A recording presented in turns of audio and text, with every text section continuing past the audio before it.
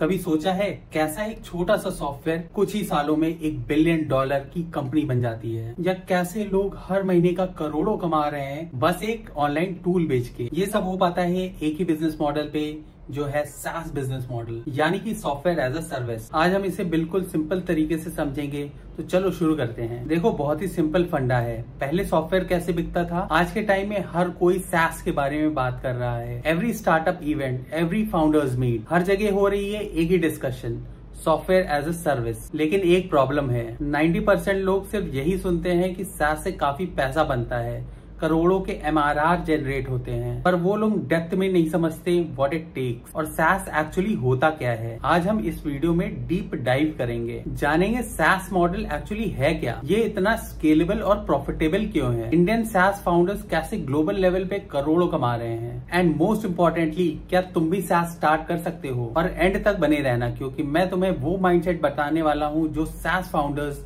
Adopt करते हैं। तो चलो लेट्स बिगिन। SaaS का मतलब होता है सॉफ्टवेयर एज अ सर्विस। पुराने दिनों में सॉफ्टवेयर मिलता था सीडीज में, उनके वन टाइम लाइसेंस कॉस्ट होते थे। प्रॉब्लम क्या होती थी? Expensive upfront, manual updates, installation का हेडेक होता था। SaaS ने अब ये सब बदल दिया। अब सॉफ्टवेयर रेंट पे मिलता है, मंथली या ईयरली सब्सक्रिप्शन का। इस मॉडल में कस्टमर्स के लिए काफी बेनिफिट होते हैं, जैसे अपफ्रंट कोई हैवी कॉस्ट नहीं होता, इजी अपडेट्स और फ्लेक्सिबिलिटी मिलती है कैंसिल कभी भी करने का। और फाउंडर्स के लिए भी बेनिफिट्स होते हैं, जैसे मंथली रिकरिंग रेवेन्यू आता है, कोई फिजिकल डिलीवरी नहीं करना पड़ता सॉफ्टवेयर की, और ग्लोबल लेवल पे इसे स्केल किया जा सकता है। और इसीलिए SaaS बूम कर रहा है। अब सवाल आता है पैसा कहाँ और कैसे आता है। तो यहाँ पे होते हैं 3 तरीके। पहला होता है सब्सक्रिप्शन, जो कि मंथली, क्वार्टरली या ईयरली का होता है। इसमें तुम पेमेंट करते हो और उस पर्टिकुलर टाइम ड्यूरेशन के लिए वो ऐप यूज करते हो। देखा होगा तुमने, जैसे नेटफ्लिक्स, प्राइम वीडियो, ऐसे बहुत सारे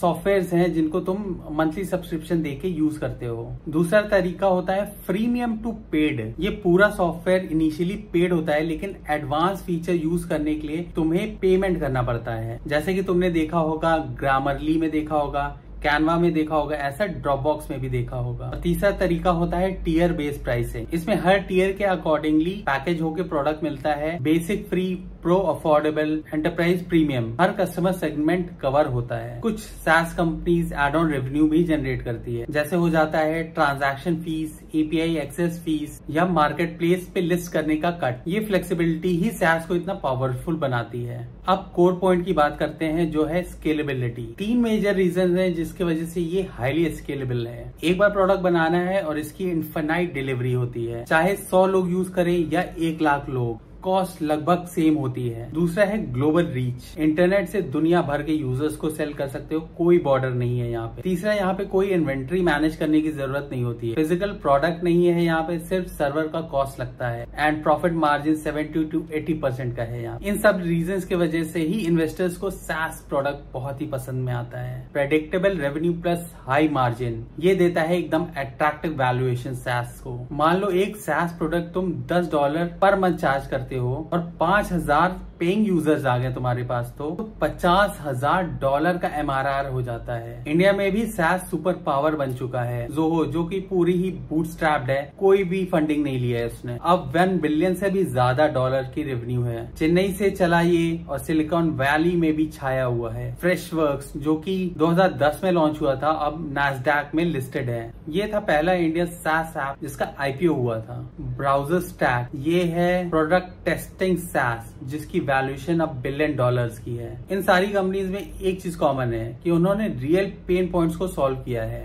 Zoho ने दिया है अफोर्डेबल बिजनेस टूल, फ्रेशवर्क ने customer support automation, BrowserStack ने easy app testing across devices. इनके मॉडल प्रूफ है कि इंडिया से बनाए गए SaaS ग्लोबल लेवल पे जाके छा सकते हैं। एक इंडियन फाउंडर छोटे से Tier 2 सिटी में बैठ $1 बिलियन का SaaS बना सकता है। SaaS प्रोडक्ट के कुछ चैलेंजेस भी होते हैं। चर्न होता है सबसे बड़ा, कस्टमर्स कैंसिल कर देते हैं अगर उन्हें इनिशियल वैल्यू नहीं दिख रही है। यहाँ पे चाहिए होता है एक स्ट्रॉन्ग रिटेंशन पॉलिसी। दूसरा होता है कस्टमर सपोर्ट। कोई भी प्रोडक्ट, कोई भी SaaS बग फ्री नहीं होता है, तो उसके लिए चाहिए होता है 24/7 का सपोर्ट। कंपटीशन बहुत ही ज्यादा है, क्योंकि SaaS दिखता इजी है, लेकिन हर नीश में कोई ना कोई कॉम्पिटिटर बैठा हुआ है। तो तुम्हें अपनी जगह बनाने के लिए उनसे हटके चीजें और उनसे बेटर चीजें करनी पड़ेगी। CAC versus LTV balance. Customer acquire करने के लिए कॉस्ट जो होता है काफी हाई होता है। अगर लाइफ टाइम वैल्यू कम निकली तो बिजनेस लास्ट ही नहीं करेगा। तो SaaS is attractive but patience और एग्जीक्यूशन चाहिए। इंडस्ट्री काफी तेजी से बदल रही है। यहाँ पे भी दो ट्रेंड्स दिख रहे हैं। AI SaaS, यहाँ पे लोग काफी तेजी से ChatGPT, DeepSeek को यूज करके